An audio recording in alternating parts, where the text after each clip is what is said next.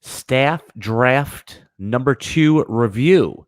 What we're going to do today is we are going to go team by team and review each person's draft, tell you their best pick, their worst pick, and their handicap, their chances of making the playoffs. I am Season Long Says, along with our fearless leader, the Geek. Say hey, Geek. What's up, everyone? Excited to break down this draft. You'll see what the rest of DFS Army, I guess, staff and friends of staff have done here. We've done a lot of breakdowns and season-long rankings and everything, so you get to see it all come into action here. And a lot of that, with a lot of people who are probably using our rankings to do their draft. So we'll see. Yeah, and before we start, for those of you viewing this on the stream, I mean, I can't help but notice the new beautiful swag you're wearing there. The ninja headband, is that what it is? Hell yeah. The latest piece of DFS Army swag. I can't think of a more useless piece of equipment to order, but no, I'm only kidding. Wait, are you saying you don't hunt or play tennis or ride a motorcycle? I mean, no, that's true. That's true. You know, and I referee high school basketball, and a lot of the kids wear those headbands, you know, like the ninja style headbands, and they just made them so you can't wear them anymore. But maybe a referee could wear one. I think, listen, man, this is athletics, and we're talking sports, man. You know what? Yeah. That's sweat dripping in my eyes. Yeah, I get into these podcasts, man. All right. I know. I admire it. You know, I dressed up myself today. I wore my formal wear, my tuxedo shirt. All right, this is about as dressed up as I'm getting. All right, but let's hop right into it. What we're going to do is we'll post the link for the actual draft along so you could follow along. I'm just going to put it up on the screen quickly so everyone can see it. And we're going to go team by team and break it down. And if you can't see that on the screen, also just look in the link, and we posted the link for it. And we are going to go team by team, break it down. Okay, we start with Dave Horn. Now, I just want to give Dave a little bit of credit before we even start. Being a commissioner of a league is not easy, and then especially when you don't personally know everyone in the league and everyone's got an opinion. So major props for him for pulling this off seamlessly. A lot of credit. Do you agree that Dave has been a really good commissioner so far?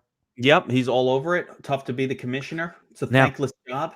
Yeah. Now his team, I have a feeling that you may not be such a big a fan as others, but why don't we go back and forth? We'll go grade for grade, and just tell me really quick, what stands out as the best pick or best couple picks that Dave made? What do you like about his team?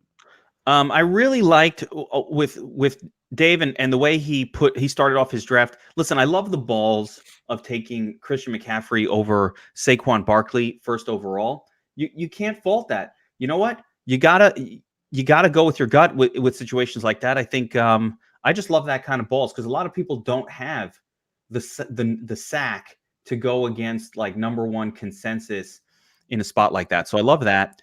Another spot I really liked in his draft is I like that he got the elite tight end in round 3, Zach Ertz. I was kind of hoping that Ertz would actually fall. I would have taken Kittle ahead of Ertz personally. Well, you know what? This is a tight end premium. That should be noted to anyone listening to this review is that tight ends in this league don't just get a point for reception known as PPR. They get a 1.5. So if in this format, Zach Ertz is probably even close to the number 1 overall tight end because he gets so many catches, and those catches are worth 50% more, whereas Kittle is more of a touchdown yards guy. A very fair point, and Ertz is coming off 110 receptions last year. That is, TE premium gold. That is elite wide receiver total reception numbers. That is almost Juju Smith-Schuster level volume. So, actually, I could see the argument for taking Ertz ahead of Kittle in a TE premium. Although, and that's what happened. That's what happened in this draft. Ertz went 2 picks before Kittle. Looking at Davis' team overall, I mean, he's got 3 or 4 quality running backs here. You have a nice anchor wide receiver in Adam Thielen. I don't know if I take Adam Thielen in that spot either, to be quite honest, if it's me, but your other choices were Diggs or Amari Cooper, and at that point, and where I might personally have Diggs rated just a smidge ahead of Adam Thielen. It's so thin again that I can't really rip it. If you ask me worst pick, I don't have one. I think his pick was solid overall. I like the depth here. The quarterback needs situation needs a little bit of help, but there's plenty of help available even on waivers right now. And so overall, I'm going to All give right. him an A minus. Oh, so you're going to give him a letter grade. Okay. What I was going to do, because, grade, I'm actually a school teacher and I give out grades. Do And you? grading is a little subjective sometimes, especially since we don't have the actual answers for the Wait, test wait, yet. hold up. Do they actually grade kids today, or I thought it was a whole They isn't it do. isn't it all sunshines and rainbows in school nowadays? Yeah, well, you can't give, not to pivot too much, but you can't give an F anymore. So a C is an F, because if you give an F, there's just so much paperwork. So you're just better off giving the kid a C and moving them on. I mean, it's sad but true. Push them through. Yeah. Can't read. Push them through. So Okay. so anyway, yeah, I was going to ask you more in terms like this. What are the percentage chance that he will make the playoffs? Be one of the top 6 teams. Obviously, you like his team. You gave it I do. I like this team. I'm going to give him about a 75% chance okay. of making the playoffs here. All right, that's good. All right. Well, our commissioner, Horn, Davey Horn, he is in the playoffs, according to you, 75% chance. For me, I'll just do it quick. I love the Zach Ertz pick there. I was going to take him if he came back around. I was thinking about it in round 2 myself. Duke Johnson, I'm on the Duke Johnson train. I think that if he gets just even 150 carries and keeps his usual reception totals around 55 to 70, he's going to be a pretty damn good RB2. And those were my favorite picks. My least favorite pick was Drew Brees. Now, he got him a great value in the 10th round. I'm just not a big Drew Brees fan, but you can't complain about the value there. Their Saints are a run first team now, but he'll have his games. Might be a little frustrating to own, but I like his team. He's got some good depth, and I would say his chances are. I'm a little lower than you on him. I'm going to say about a 68.5% chance to make the playoffs, which is still great. Still great. All right. I like it. Moving on. All right. So we go to Chris N, 1995. Now, I think during the draft, everyone saw what Chris was building there. Chris, just at first glance, and we'll get into it, he did a really strong job. Now, we should also say that the format for this draft is a 2-2-2 format, meaning you start 2 running backs, 2 receivers, and 2 flex. Excuse me, 1 tight end, 1 QB, kicker, defense. So you can start up to 4 running backs, and that is Chris really took advantage of the format, and it's still full PPR. What say you about Chris's draft? Break it down a little bit for me. Tell me what you like that he did. Tell me what you think he could have done maybe a little bit different, or if anything. And then, of course, handicap his chances of making the playoffs. I mean, I hate to not rip on people too hard in one of these. I do like ripping on people. I do. But it's tough to rip on this draft here. There are some negative things, or there was one miss, I think, that happened here. But all in all, I mean, Barkley and Fournette, first 2 picks, Chris Carson, 3. I mean, I love all 3 of those running backs. So great start, great base for your team right there. Tyler Boyd, we're all pretty high on him as well. Would I have taken maybe... I'm trying to see which direction this was going. Okay, so Kupp and Woods, all those guys were off the board. I'm trying to see if there were any wide receivers, maybe a Calvin Ridley I like a little bit more. I'm not gonna worry too much about that. Damian Williams in round 4 is fine for me as well. Like where Damian Williams went, I don't have any issue with it. I think he fell. I think it shows that DFS Army staff was like well versed in what to do. I would have rather had maybe... No, I like that pick there too. The only negative I see here is he waited a little bit long on tight end, and probably going to rely in a TE premium on Greg Olsen and Greg Olsen's health. I was actually going to grab Greg Olsen in that round, but there was already some early news that Greg Olsen is already having some problems. I didn't, I'll look it up while you're still talking about it. But what I read, I thought either that or I dreamt it. One of the two. I can't tell what's reality anymore and what's in my dreams. I mean, we do this so much. So give me best pick. Cut right to it. Best pick for me. I mean, you have to love Leonard Fournette in the 2nd round. I think Fournette has this upside. I think he has RB top 5 upside if he could stay healthy this season. There's no backup in place on the Jaguars. There's no TJ Yeldon waiting in the wings to take the passing game work. So I think Fournette is going to be a volume monster this year if he could stay healthy. All right, so Love that pick. you like Fournette in the second. I actually almost took him there. I passed on him for Joe Mixon.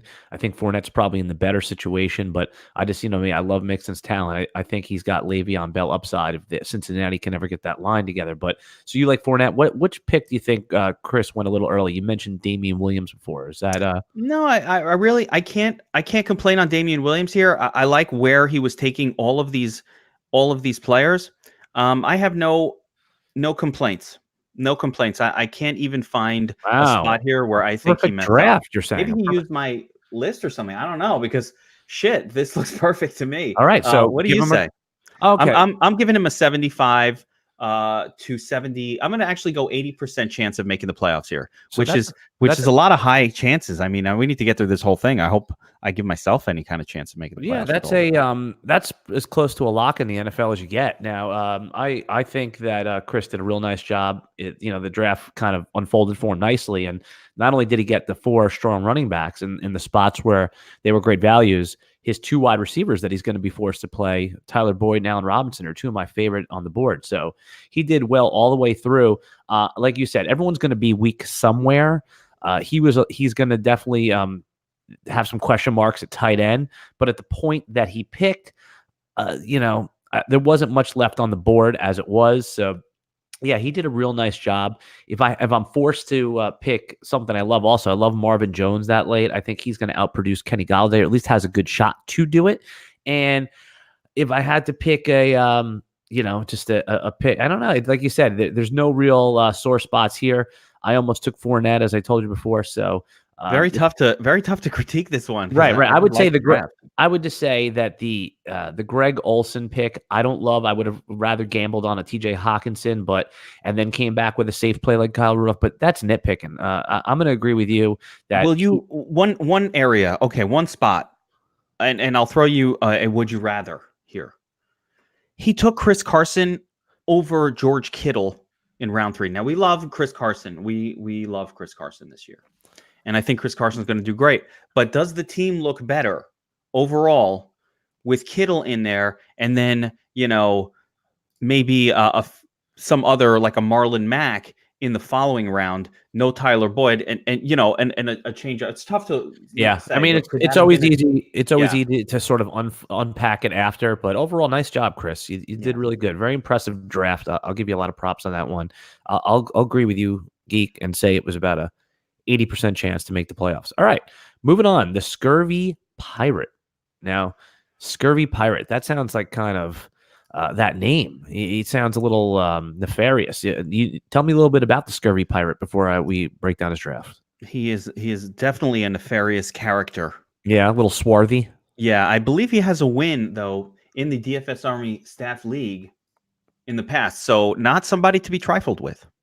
All right, cool. Well, I'm going to ask you next. Give me his best pick, his worst pick, and then and tell me what you think his chances of making the playoffs are.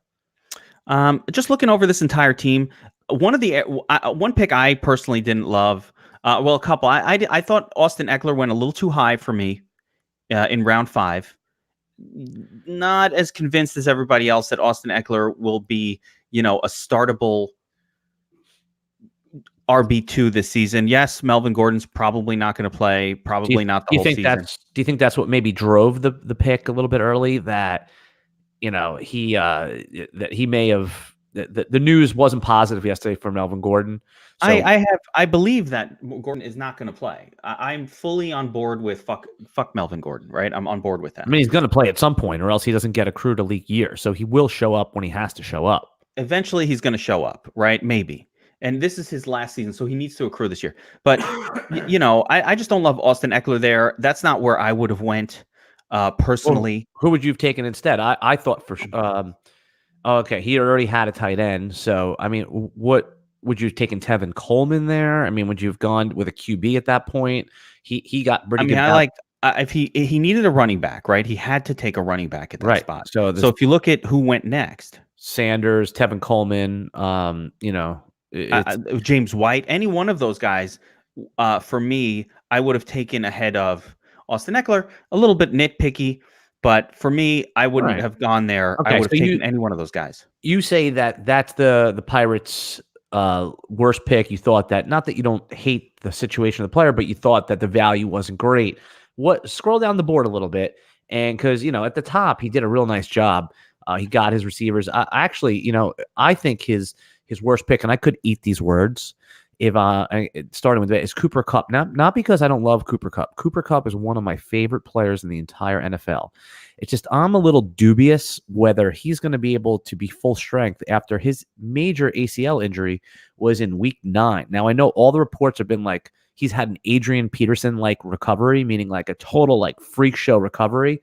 And I could eat those words, but could we change the freak show recovery comparator to Emmanuel Sanders? Yeah, we'll get there. We'll get there. Even freakier. But it's and to be seen. And I'm just a little, like I said, skeptical that Cooper Kupp is going to have that same short area quickness. And listen, it could pay off if he is healthy. He is certainly worth a 3rd round pick, not a 4th. But that scared me off him. I don't have one share of Cooper Kupp, and I'm having a little FOMO on him. But I thought that was. I don't even dislike the Eckler pick as much as you do, whereas the Cooper Kupp. All right, let's get on to the good, because there's a lot of good in this draft.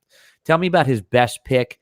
Where do you like that he got some good value later on?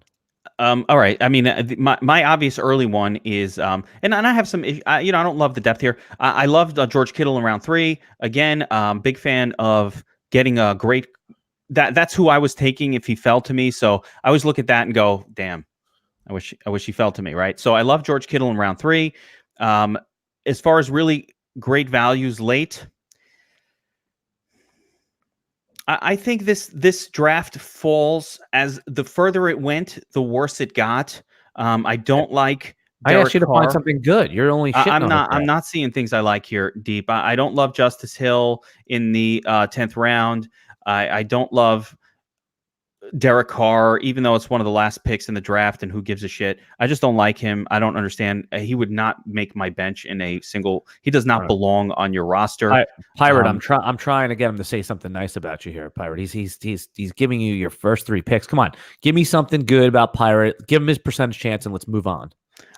I'll give this one a 50-50 shot. Not as excited about this team as I am about the first team. I'm going to give Pirate a little free advice because I like Pirate. I like his name. And you said he's a swarthy character, which I also like swarthy characters. But he has a very beautiful wife. You know what? That means anything. He married up in a very serious way. Yep. I like to hear that. Always like to hear our fellow staff members doing well.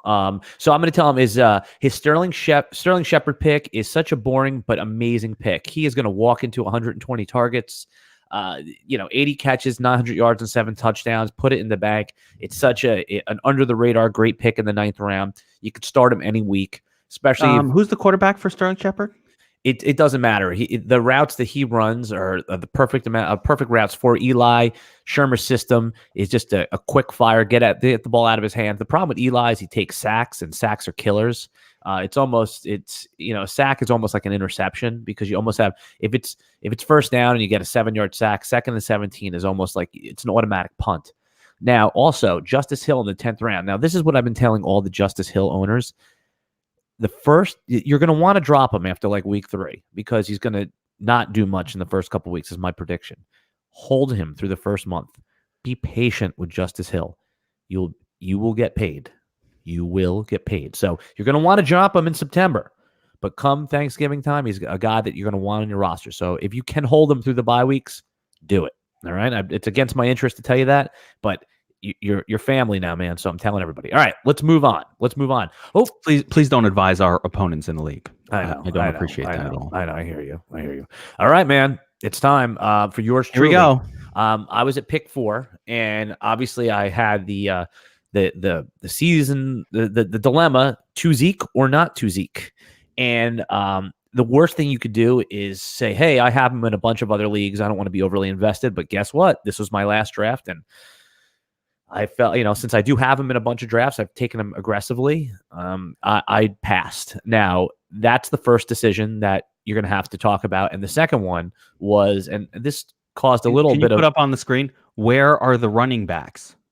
Yeah, hold on. Okay, I'll put it up on the screen now. Put on the screen. Where are the running backs? Okay, now, so I started with Devontae Adams. Now, Devontae Adams, I had ranked as my wide receiver 1 over Hopkins all season long. And, you know, I mean, we can debate the merits of that. I'm very comfortable with that situation, especially with them adding, you know, some more passing targets with Duke Johnson and Kenny Stills. I just think Devontae Adams is going to be force-fed the ball. He's a lock for double-digit touchdowns. You know, he's been quite durable the last couple of years. I'm quite comfortable with that pick. But when you can I call it a nutless monkey? Oh, I think just the opposite. It's a balls pick. Well, all right.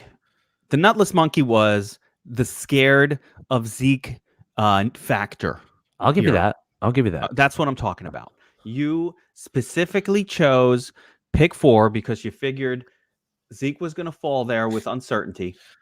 Well, that's not what happened. I chose pick 4 to have all the options available to me. Fair.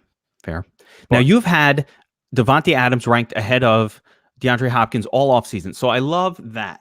I love that you stuck with your ranking and said, this is my top wide receiver. I don't give a fuck what some consensus bullshit says. I don't give a fuck. I'm going to take my guy, and I love that. So that's not what I was referring to. I just meant, you know, and again, the Zeke Elliott situation being one of these mysteries, like, you know, we don't know. So you have to go with your risk tolerance in that situation because we don't know what the fuck is going on with Zeke. But yes, I do like that you sacked up and took your number 1 wide receiver with the first pick. So that's a positive start. Now what you referred to also was my lack of running back depth. Now, let me give you a quick minute to explain, and then we won't spend too much time on my draft because everyone wants to hear their draft. So basically, if you look at the board, what I did was I got my 1 anchor running back in Joe Mixon. Now, Joe Mixon's offensive line, it looks to be one of the worst. I get that, but I do believe in the talent. I almost took Leonard Fournette there, but you know, it was a decision. It was a hard decision. I thought maybe he'd come around. I didn't realize I forgot we're drafting with a bunch of sharp drafters. And then what I decided to do was employ a wide receiver heavy strategy.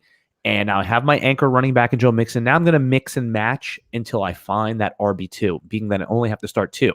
The worst thing in fantasy football, the hardest thing to do is choose between 3 or 4 middling receivers and try to guess which ones are going to go off that week. What my strategy was, and I guess you can call it, you know, an anchors away or like a zero running back-esque sort of strategy, was each week I'll know who's projected to get the carries. In week 1, you know, I'll probably start Hoyce Freeman as they project to be a clock-killing situation, or Justin Jackson if Melvin Gordon doesn't show up. But my receivers, I'm going to lock them in. I'm going to go Adams, Godwin, Woods, Landry.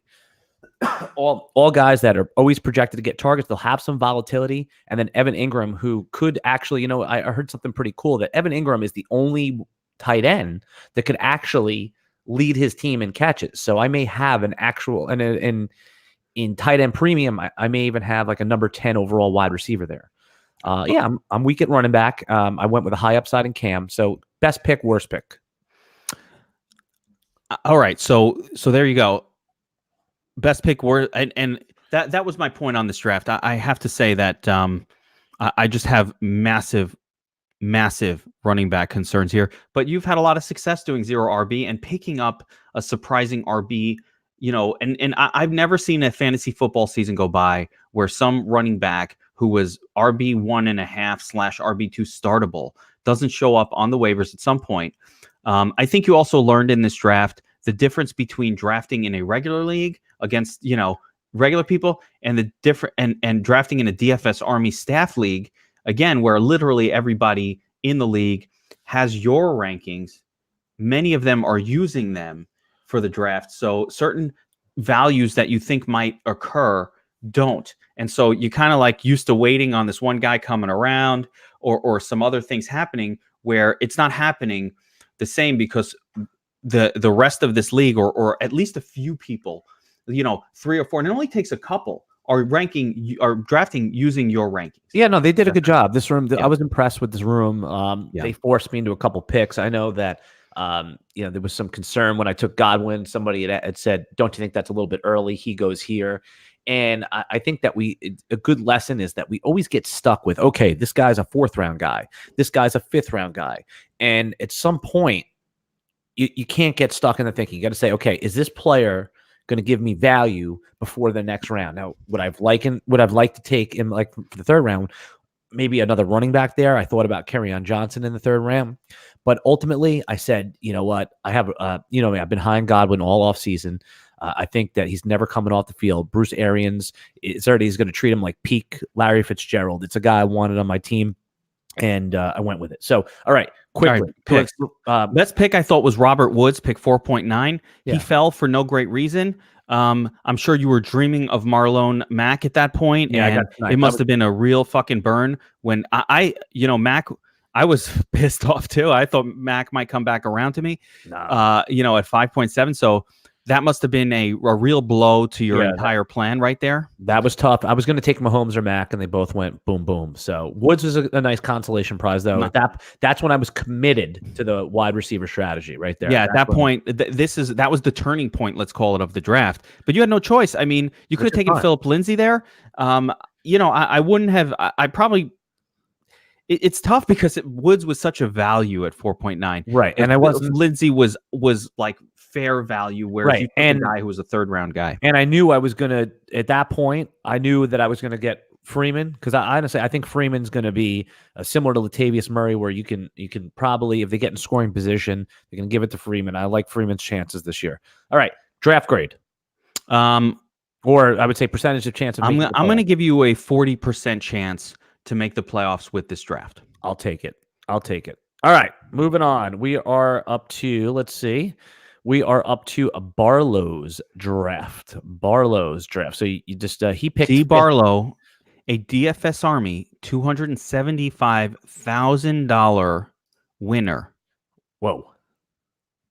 He is a quarter millionaire from Daily Fantasy Sports.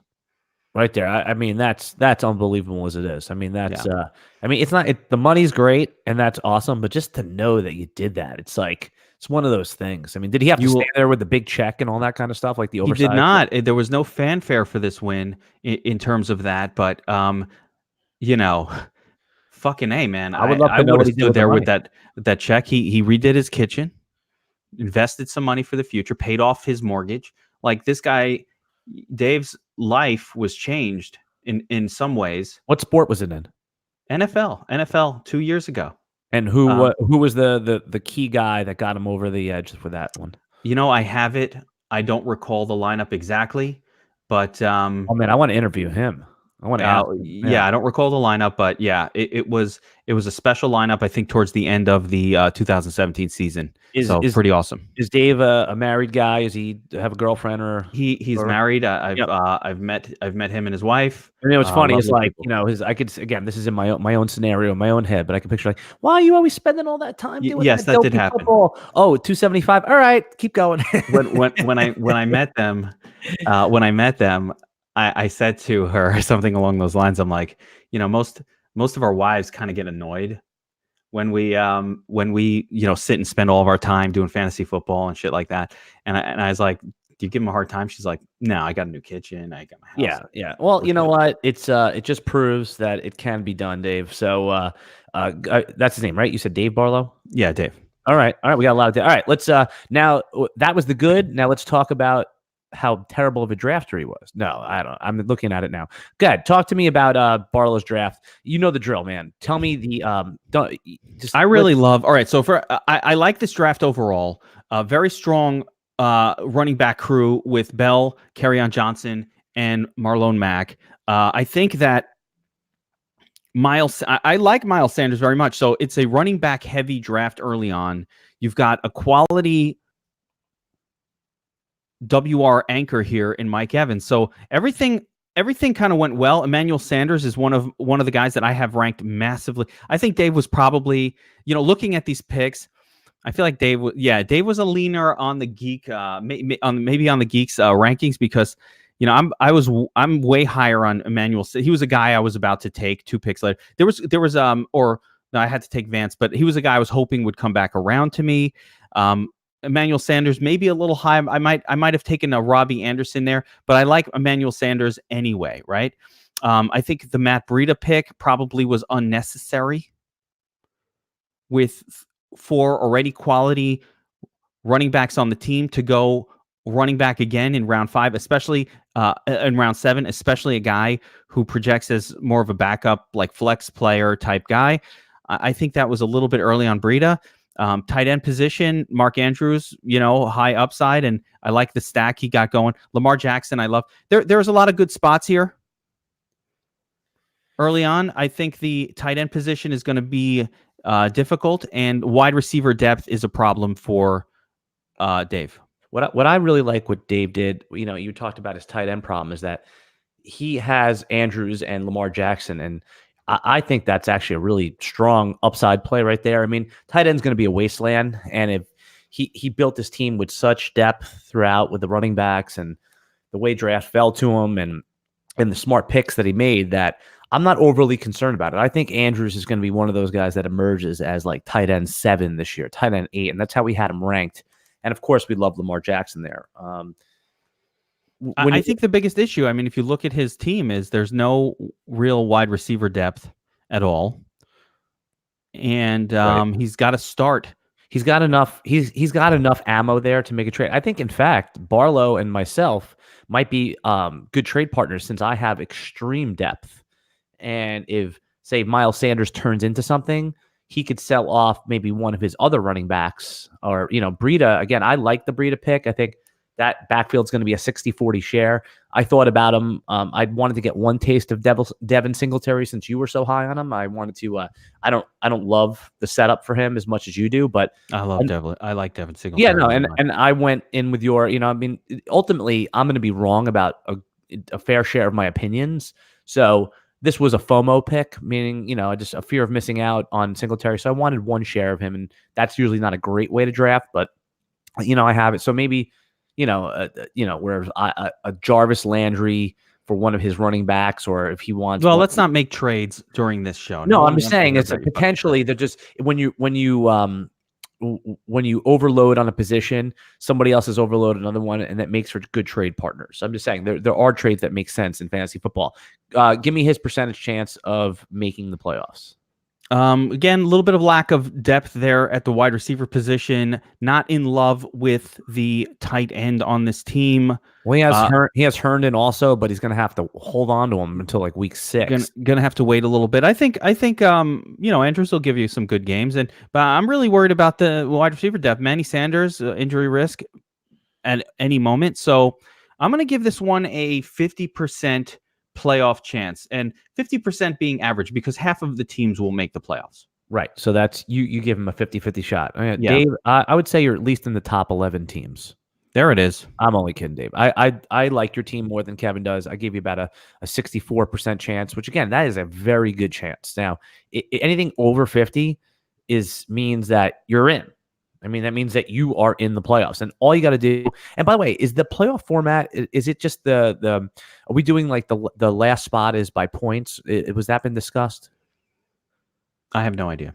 All right. Usually, what we like to do is the top 5 are by record, and the last playoff spot is given to the team with most points, regardless of record. I certainly hope we're doing that. Every league should be that way. I'll bother Davey again. He loves when I make rule suggestions. All right. So, fighting 2016. Let me fight on 2016. Fight on 2016. I'm creating a banner for him live as we talk. Okay. There we go. You like that, right? This new tech, I'm loving this tech. You're liking the tech? I love the tech, man. You just invested, we in some of the premium features here, and I think they're working out pretty well. All right. I'll go first on Fight on 2016. All right. I thought he had one of my favorite drafts in a sense where it's players that I haven't drafted all offseason, and I'm bound to be wrong. So I could look at this draft easily and say, oh, these aren't my guys. Screw it. Worst draft. But the Todd Gurley in the middle of the second round is the perfect spot to get him. First of all, he got the consensus number one wide receiver, mostly because I passed on him at 4, at 6. So you can't argue that. It's the DeAndre Hopkins spot is right there. He knew who he's getting. But now he has 2 veteran running backs that have both finished in the last few years as RB1. So the upside is there for him to have the 2 best running backs. Now, that said, those 2 running backs come with obvious concerns, but that's baked into their price. If Freeman wasn't considered a fragile veteran, he wouldn't be in the third round. He'd be in the early second like he was at one point. I'm going to put the draft up on the board. Pat Mahomes in the fourth. That's going to be an obvious steal. You and I have a large ticket bet. I don't know. We put it on a podcast. We gathered a group of people and made $1,000 bet on Patrick Mahomes over 35.5 touchdowns. In fact, we will be celebrating every time Pat Mahomes passes the rock and it goes in the end zone. So we love that pick. Now, T.Y. Hilton fell to a value. I think Brissett's going to be better than you do. And Josh Gordon in the 6th round. Now, obviously, in week 2, he could be out of the NFL, but it's fine. And then he got Jared Cook, who is a capable tight end, all the way through. Corey Davis, amazing value. If I was to critique this draft, is that there is, it's hard for me to critique it in a sense where he got a lot of guys that he took the values. He took Gurley was a 1st-round pick, fell to the middle of the second because of injury concerns. Same thing with Freeman. So if I was to critique it, it's a heavy, risky strategy where he could be, I think Fight On could either be the best team in the league or literally be sitting at the bottom of the standings. He's got such a range of outcomes. What say you? Yeah, there's a lot of injury risk going on here. A lot of it. Now, injury risk, what the fuck do we know about injury risk? I don't know. But if you look through this Freeman, not a guy who's been able to finish seasons in recent years, definitely concerns, higher workload than usual. There's concerns there. Todd Gurley, we know about the knee issues, and there's concerns there.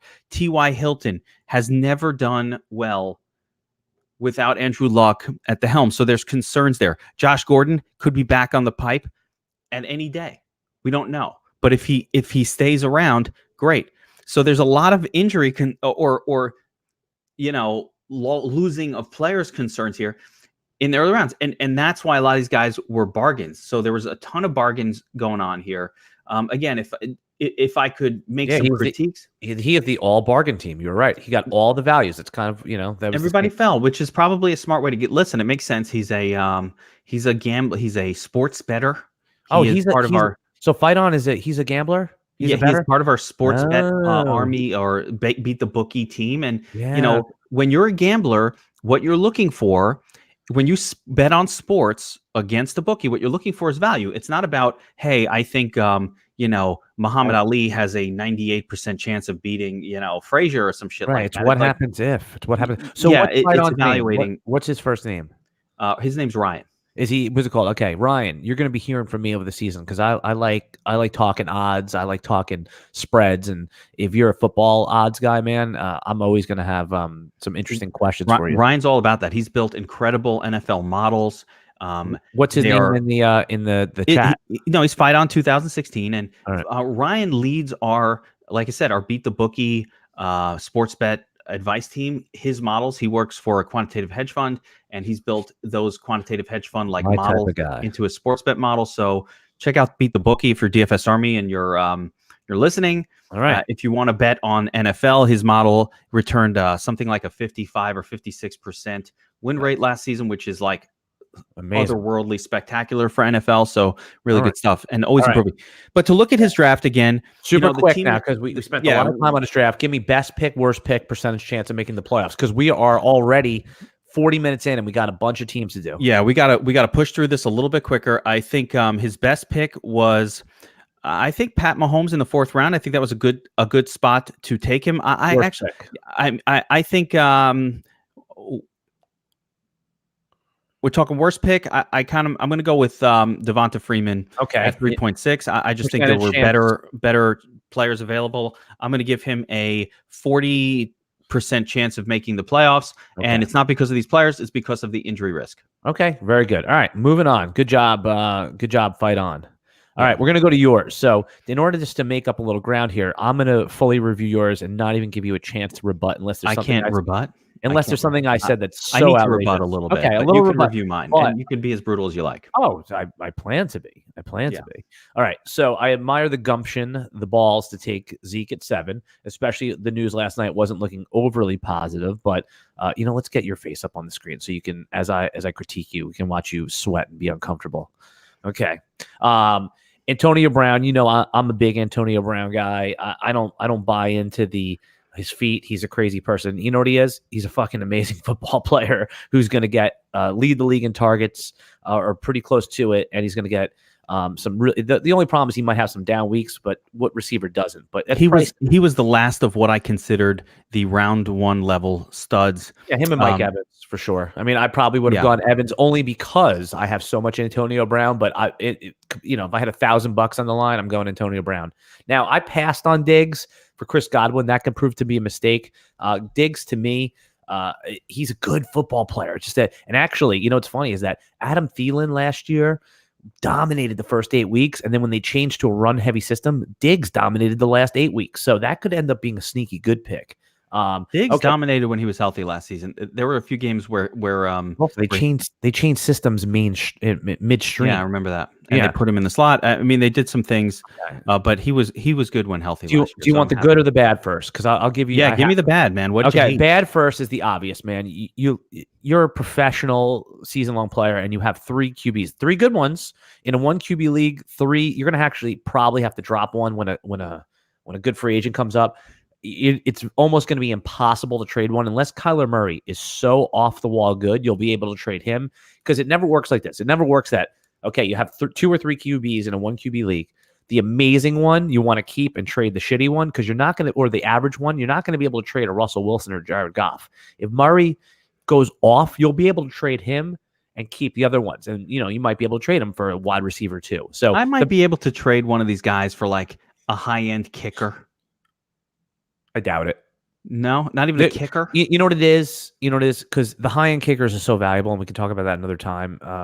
But I did take Butker early in the 11th round because he's got a late buy. That my whole spiel on taking a good kicker early. Maybe you never know. But I think that taking 3 QBs is amateur hour. That said, you have 3 really good ones, and that would definitely be your worst play. There's no way you can argue anything against that. Your best play is Will Fuller, and I know he has been up and down. He was going in the 6th round. He's going in the 10th round. Reports today is that he is locked and loaded. He is healthy, and when he is healthy, you know what he does? He scores touchdowns, and he's a game changer. You stick him in your wide receiver 3 or your flex 2 spot, and he wins you weeks. So that is your best pick. Worst pick is certainly the overstocking of QBs. Can I defend the fact that that was an auto pick and I wasn't paying attention? That's not defense. That's actually more offense. Okay. Yeah, right, with a 1:30 timer, auto drafting is unacceptable. I've heard in our chat room, you guys have a cockamamie chat room, man. Chat room, I'm on a boat. I'm in a car. What happened to going to a desk and drafting? Like, I always hear these stories. People are drafting. It's Labor Day weekend. It's Labor Day weekend. It's an hour and a half. You figure it out. I understand. I'm in a hot air balloon. I didn't know what are these guys talking about. So anyway, auto drafting. You weren't. You were home. Okay. I was just paying attention to the chat. I was looking at something else. As usual, my term just passed me by. That is the problem. I am distracted very easily. As usual, you put together a beautiful draft, top to bottom. I'm gonna, a good grade. I'm gonna give you a 70% chance, and that is a really good grade because it's just so much volatility during the season. Figure out what you're gonna do with those QBs because the waiver wire gems are coming. But overall, you did good again. So moving on. All right, we're gonna move on to I think my favorite guy in the league is Eric F. I've been talking to Eric a little bit. We've been exchanging some chat room stuff. He asked me some questions. I'm interested in what's going on with him. He's a good dude, man. He's a good dude. I like Eric. I like his he's got a good. Is that Eric? You know him well? Yeah, Eric's been with us for a long time. He's one of our MMA guys. Tennis. He's into tennis. Some niche sports. Yeah, I'm interested in tennis. I love tennis, and I just don't know enough about it. And like I said, good guy. He started off so strong. His first 3 picks were, Julio, Michael Thomas back to back. I was like, ooh, Eric coming through here. And then he took a calculated risk with Melvin Gordon. I wouldn't have done it. And I think that's where things went a little sideways for him. So he's one of these guys that has a strong top of draft. Got Aaron Rodgers in the 6th round. And then it goes a little sideways. Why don't you talk to me, since I just spoke for a little bit on your draft, talk to me a little bit about the good and the bad of Eric. For me, Melvin Gordon is the clear worst pick in this draft. To take him over a Calvin Ridley or, an Allen Robinson, or even at running back, White or Geis, just just a big miss for me. Obviously, if Melvin Gordon comes back at some point early and starts beasting, then he's going to be laughing all the way to the bank.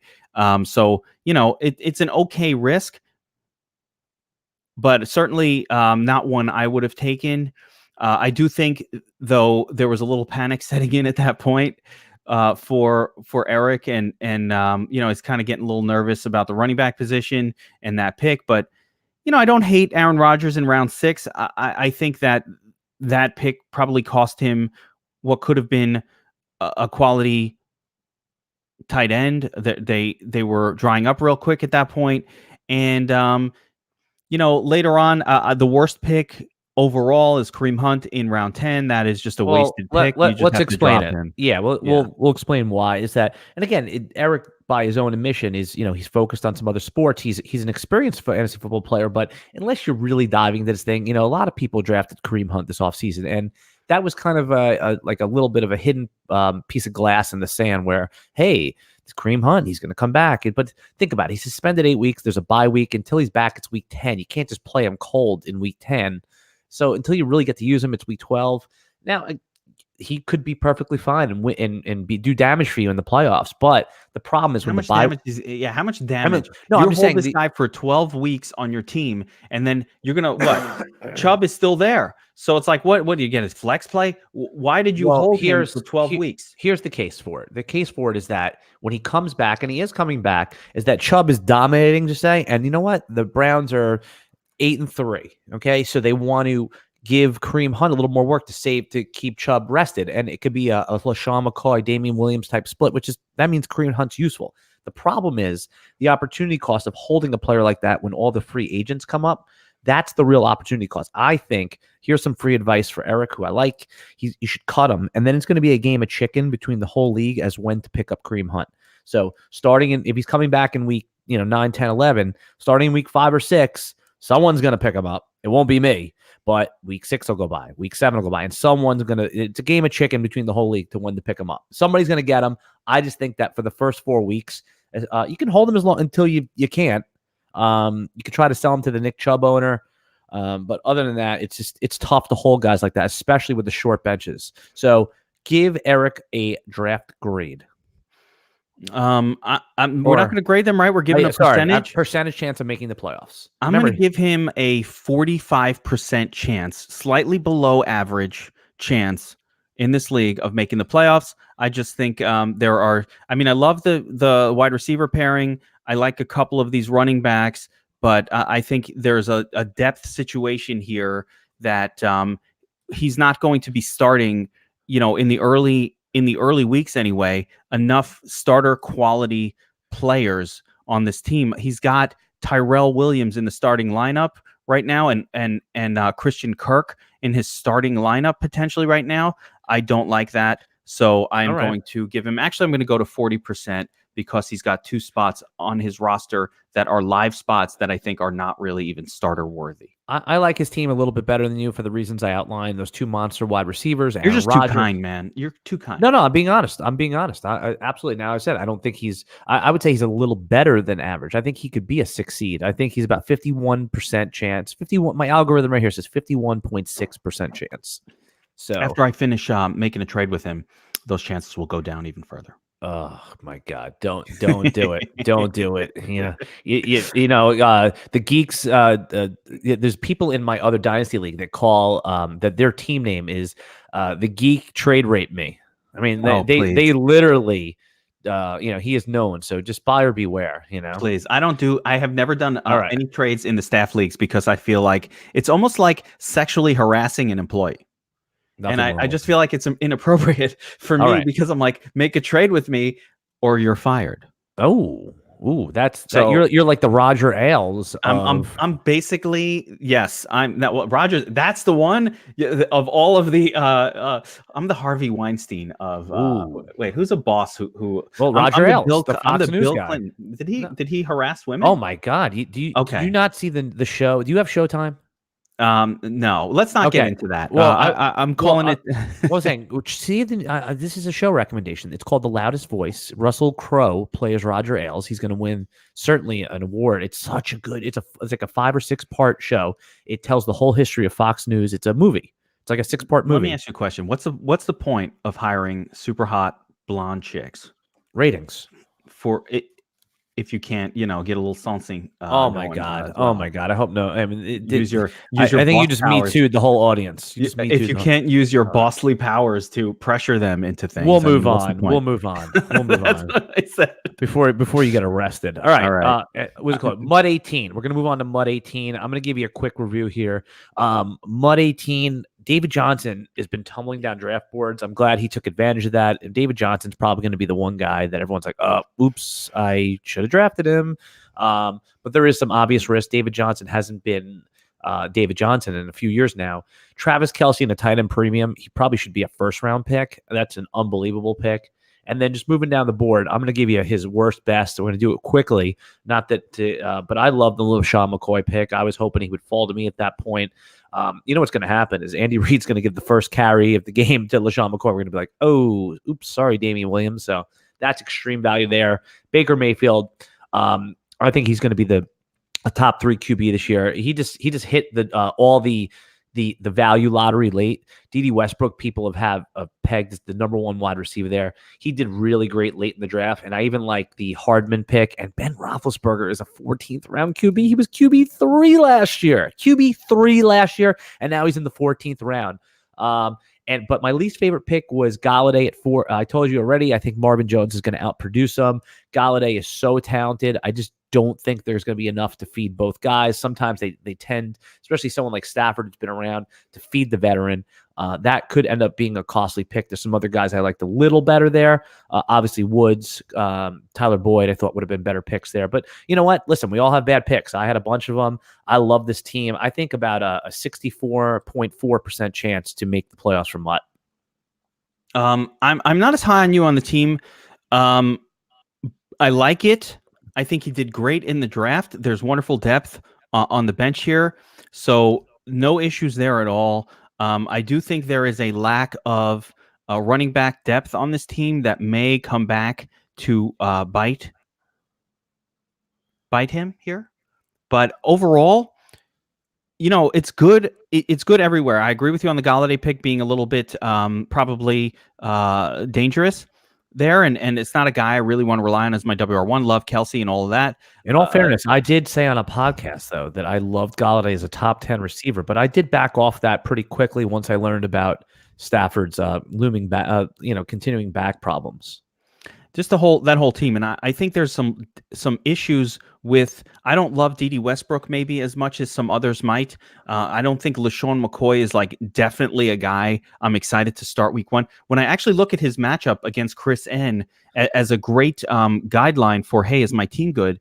In the flex positions here, he's got Westbrook going up against Chris's like Leonard Fournette or D. Williams. Yeah, Chris is hard to compare teams with because Chris. I mean, but you know what I'm saying? He's got Shady McCoy going up against Chris Carson here. Yeah, now, of course, Kelce versus Olsen is a much bigger win for Kelce. But I mean, when I just looking at those two teams, that's his matchup week 1, which is why I happen to be looking at Chris's team looks so much deeper. Yeah, but here you go. So keep the focus on Mutt's team real quick. Give me his best pick. Give me his worst pick. And then we'll give him a handicap his percentage chance of not beating Chris. Obviously, that's... I'm just with you. I agreed with a lot of what you said. I think his best pick was Travis Kelce in round 2. I think his worst pick was probably Kenny Galladay where he took him. And I'm giving him a 40%, slightly below average chance of making the playoffs. See, this is where we differentiate the most. I actually have him as about a 62% chance because Travis Kelce is a difference maker. It'll really depend on how his running backs perform, but I'm going to err on the side of upside. Good job, Mutt. We're going to move over. I hate to piss on people's Cheerios, with these like sub love average. I do love pissing on people's Cheerios. All right, let's move on. All right. We got Flynn. What's Flynn's first name? It says R. Flynn. What's his first name? Do you know? I just know him as Flinny. All right, Flinny. Where's Flinny from? I don't have a clue, man. All right, Flinny. He is. Is he born on July 10th? Is that why it's 7/10? You'd have to think so, but I don't know. Pull his pay stub. Let's check him out real quick. Now, I mean, you got to be loving that he took Nick Chubb in the first round, right? I love the start of I love his draft. This is one of my favorite, or up until there's a point where I thought it went off the rails, but I love his first 5 picks. I love them so much. Like, I wish, it's funny, he drafted not super different from me, but like I would happily trade places on this top 5 list. I love Yeah, no. So just for those who all of aren't seeing the visual board, Flinny, who drafted from the 10th spot, which I almost took. 10th spot was definitely a good spot. He got Chubb, Juju, Amari Cooper, Lockett, then came in with Deshaun Watson, and then OJ Howard. I almost took OJ Howard in the 3rd round. I cannot believe that he slipped to 6. I've said on a couple different podcasts already that I believe OJ Howard will finish as the tight end 1, or there's at least a 20% chance of it. I said I had dreams of Howard making it to me. Yeah, no, that was unbelievable. Juju, I think it should be going around like pick 8. I have him ranked over Julio in our rankings as wide receiver 3. This is him and Chris, and we keep talking about Chris, but Flinny's, this is my favorite draft on the board. A lot of high upside rookies. I love Latavius Murray. Darwin Thompson, he got in the perfect spot because Darwin Thompson still has the same upside. It just might take longer to show itself at this point.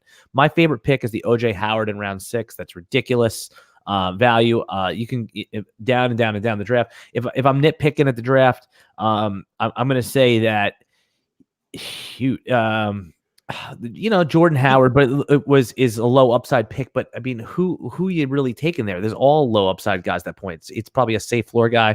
I'm going to nitpick you right now and say I don't like your defense. I mean, the Rams defense is a little overrated, but you got them right where everyone was taking the defenses, and they're playing Carolina in week 1. I mean, he took them ahead of. Let's be clear here, because you want to. Rams are fine in my opinion, but he did take them ahead of Jacksonville, Baltimore. So some what I consider, I definitely like Jacksonville and Baltimore above the Rams, even though the Rams are going ADP wise number 1 or number 2 overall. Number 2 overall. So he might, he has the same issue I do. He's going to have some week to week trying to pick who that number 2 running back is, but he did it perfectly. The anchors away strategy, one great running back, load up on receiver and pass catchers. Deshaun Watson could very easily be the QB1. This is an 85% chance to make the playoffs, and I would even call him the favorite to win the whole thing if things break his way. Again, his issue is lack of running back depth, and that's it. So, one of the things you and I talked about a lot on the lead up to draft season, and it's a scary thing to do, but running backs, you're much more likely to acquire a starting level running back off of waivers at some point due to the high injury factor of that position. You're very unlikely to find a WR1 or 2 off waivers throughout an entire season. So people who wait on running back, as uncomfortable as that makes you feel, and it's very uncomfortable, you wind up with a situation where a good move or 2 in season management wise really makes all you pick up a Damian Williams level situation here, or a Philip Lindsay type situation here for this team, because it's only really missing, or if one of these guys, Darrell Henderson, I don't love the late part of the draft. There was a lot of chasing of mediocre running backs. Yeah, but that's what you got to do. That's what you got to do. He played it perfectly. Like you said, you just alluded to it, but it's easier to find a running back than it is to find a wide receiver, because the wide receivers are volatile as it is. And then unless here's an example, like if Aaron Rodgers, if something, God forbid, and happened to Devontae Adams in the first game, and Jake Kumro goes seven catches for 80 yards and a touchdown, you're going all in on that guy, because that's obviously Rodgers' guy. That's predictable. But if Randall Cobb has a great game in week 1, I don't even know if you're making more than a few dollar bid on it. And we'll talk about that. All right. Great job, Flynn. I think you're one of the favorites. You agree? Yes or no? Yes, I see him as one of the favorites. If he can acquire a RB2 that's startable, or if one of these guys emerges, he should have taken Devin Singletary. Wildcat WR review.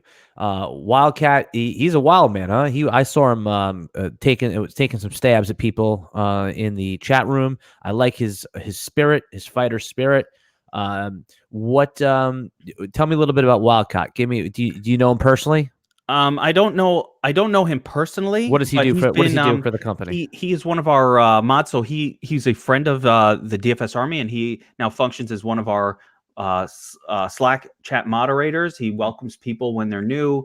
to the Yeah. army. He points out for new members where to go, who to talk All to, right. So he's that like sort of thing. he's the friendly face at the door when you walk into the nice He restaurant. is yes, he is one of our moderators, and of course lets me know when somebody's getting unruly so I can give him the boot. Okay, good. So he's your eyes and ears in the field. That means he's trustworthy. Now let's Yeah. see. We had a nice trustworthy draft.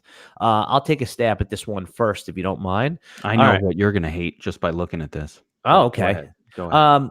I mean, okay. I know you're thinking AJ Green, right? Yeah. Yeah. Okay. Well, listen, AJ Green. This is how I feel. We all love AJ Green, the player. AJ Green went with the 5th pick, and he could end up coming back and being fine. I just think that through our fantasy season, we start. We have to navigate so many landmines and injuries and real problems, and it's a scrap to find players that when our player is starting hurt and we know he's not coming back for at least the first few games, possibly longer, and then let's say he misses 3 games, and then he's back in week 4. Can you really start him just sight unseen off of an injury? No. So let's say you don't start him and he goes 2 catches for 18 yards. Then you can't even start him in week 5. So now it's week 6. I'm just saying, unless it was an extreme value, like he fell to like the 9th or 8th or 9th round. Now I know people have different opinions on it. So I just think the 5th round is just way too valuable of a pick. He passed on. He ended up getting Hunter Henry, which is a great tight end value there. But there's so many other decent options there. I mean, I like Jarvis Landry. I took him. Allen Robinson, I almost took there. I thought he could have added those ones because I think Allen Robinson's going to have a great season. I understand the pick. I just don't agree with it. And then also, he went aggressive on David Montgomery. And now David Montgomery could pay off really, really nicely for him. It's just that it's you're paying the premium for the upside. You just don't know how it's all going to work out. But he had a really nice draft overall. I like what he did. I love David and Njoku. You know that. A friend of mine who went to every Browns practice said every time the Browns get down to the goal line, they just fired into David and Njoku. That he has been their main target on the goal line. So if you think about their wide receiver corpse, it's not Odell Beckham, who's this red zone, from 5 yards out, 8 yards out guy. It's definitely not Jarvis Landry. Jarvis Landry could be that guy, but I don't know that that's what I think of Jarvis Landry. So, it does make sense. I think a lot of those tutties are going to go to Chubb, but yeah, but they can't run in 30 touchdowns. If the Browns project to get some of the most inside the 5-yard line opportunities of any team. So if I was going to say who's going to lead the league in 7 yards and in first downs, meaning like you're going to have first and goal on the 7 or closer, the Browns would be in the top 5. Would be my guess. They'll be down there a lot. And yeah, you're right. Njoku could be a good touchdown catcher. Yeah, because and this is the 3rd year where tight ends typically break out. So this could be a guy that we said, oh my God, I should have seen it coming. Last year, George Kittle was a little bit more obvious, and he was going in like the 8th round. This could be the guy we're talking about next year where, oh my God, I didn't see it coming. He's 600 yards, but like 12. Can I tell you one thing about looking at his draft here? I did think that he was a candidate for a QB upgrade. He was able to get Kirk Cousins and Mitch Trubisky late in this draft. I like Trubisky. I like Kirk Cousins. I don't know if I like the idea of starting them every single week. Well, he's gonna toggle through them. He's gonna toggle. A couple other spots I loved on the, but you know what I'm saying? Like you're gonna play those two. I think you'll be okay. One spot that I loved late in his draft, I love the CJ Anderson pick in the last round. That is spectacular. CJ Anderson has RB1 upside if Kerryon Johnson gets hurt, and I think CJ Anderson is basically a discounted version of Latavius Murray, who went in like round 6 or 7. I don't see any difference between Lats Murray's role on the Saints and CJ Anderson's likely role on Detroit, other than the team will score more. Right. There you go. The difference is the offensive line is elite in New Orleans, and the offense itself, whereas the offense may be less than average. But yeah, you're right. I mean, and the price reflects that, though. Absolutely. But I mean, to get Anderson in the last round of the draft, spectacular. So I don't love the pick of Michael Gallup in 9-11 in round 9. I didn't like that. So why not? Why not? Don't just say you don't like it. Tell us why not. Gallup is shit. There were people around him at that point still that were quality players. So like, I'm just going to point out who was still available. Oh man, Well, see, I disagree that Gallup's a bad player. He was a rookie last year, and he should any rookie at receiver tight end that shows a pulse can take a nice leap in the next year. I mean, I don't see people are really high on MVS, Marquez Valdez Scantling, and I don't see much difference between Gallup and MVS. I saw, I don't like to try to evaluate talent. You know this, or maybe you don't. I don't like to evaluate a player's talent. It's like to see what they've done and project. I saw some talent out of MVS, though. My man was going up and getting the football, fighting for it, and coming down with it. It was like the opposite of what I see from a lot of these guys who don't end up making it in the league. When I saw a few games last season with MVS, for example, because we're talking about him, going up and getting the football, fighting against the defensive back, and like coming down, making an NFL catch. No, he love looks that the shit. part. He looks the part. Yeah. Now, but I'm saying is that if you were to do straight up, like who's going to have more targets in 2019, MVS or Gallup, it would be close, right? Like you couldn't, it would be like 50-50 to see who gets more targets because I've seen enough years of the WR2 in Dallas not doing shit to know. It's a new system. I don't count on it. It's a new system. It's a new coordinator in Kellen Moore. And Dak in the preseason looked like he was a QB ready to jump into the elite tier. That's going to need to happen. Listen, we're nitpicking a 9th round pick. There wasn't, like Eric Ebron was there. There wasn't that much going on at this point in the 9th round. Best pick, worst pick, chances of making it, and then we'll wrap up with Philly Boy. I really had some issues across the board with his draft. I would have taken Juju over Odell. There's a lot of differences here. I do love Hunter Henry there in the 6th round. I'm going to say that was his best pick. Don't you feel like either Hunter Henry or Mike Williams will bust? Like one of them's going to be really good this year and one of them's not?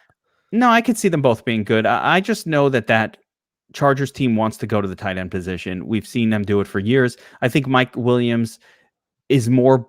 He just has. I think it's going to be Keenan Allen who busts. So okay. Yeah, but they do different things. Like Hunter Henry and Mike Williams. I know these two guys are touchdown catchers, but also Melvin Gordon this year. So maybe they do throw more at the goal line. All right, chances of making the playoffs for a Wildcat.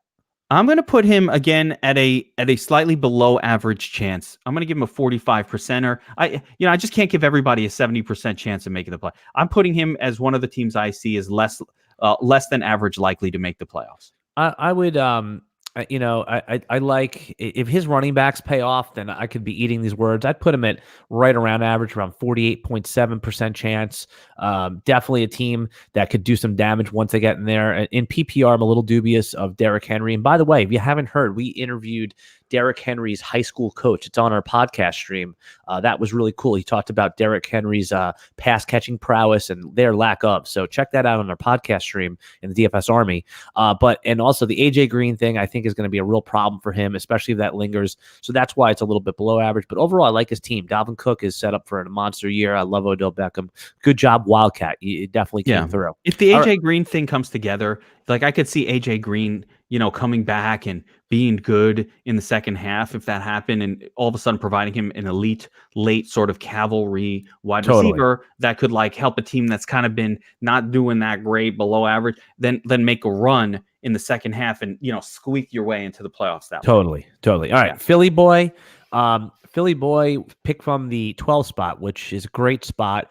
He started off his draft on the wrap with Connor and Hill. You can't ask for better than that. I mean, what's really good about drafting at the end of drafts is you're going to get two really good players. He did great with that. He loaded up on wide receiver, got great values. He did the same thing the strategy that I try to imply, which is get that anchor running back, hit your wide receivers, and then just try to mix and match with your other running back. Kenyon Drake in the 7th round is just definitely his best pick. I was high on Drake. The offense is going to be bad, but Drake is going to catch a shit ton of passes. I love the Dreezy there. Love the Dreezy. Yeah, that's like the perfect spot for him. Tony Pollard in the 8th round. I love it because he sniped you a couple picks. You just loved it because he sniped me. I think that's it. Pick. No, I mean, who cares? As long as he sniped you, that's what. Okay. That's why it's a good pick. But in fairness, that's his worst pick.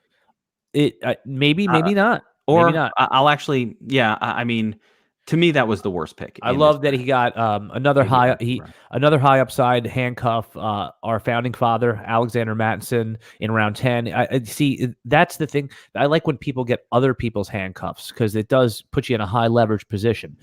He waited all the way to the 13th round for Tom Brady. Tom Brady certainly took an uptick in value with all of the wide receivers now.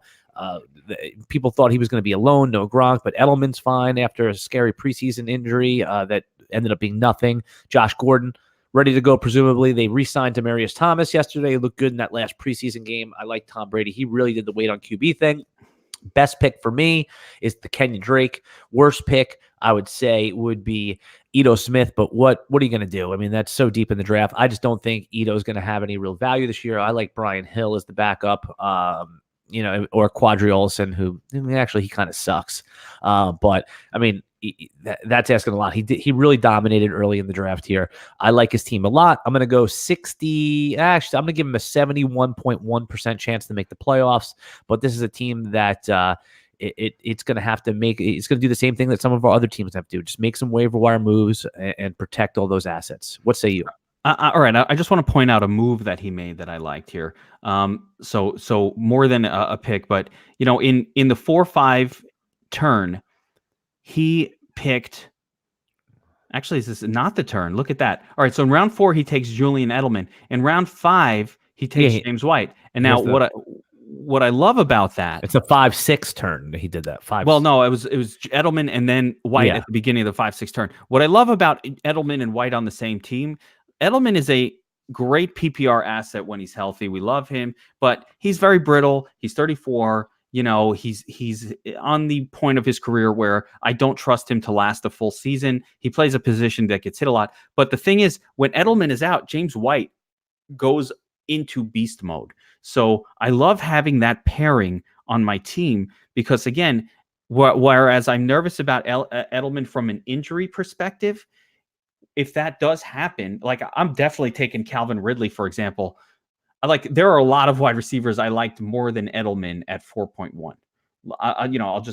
There's a lot of players I like. I think Edelman might be my least favorite pick on this team. If we're not talking about the late ones, it's my least favorite early pick.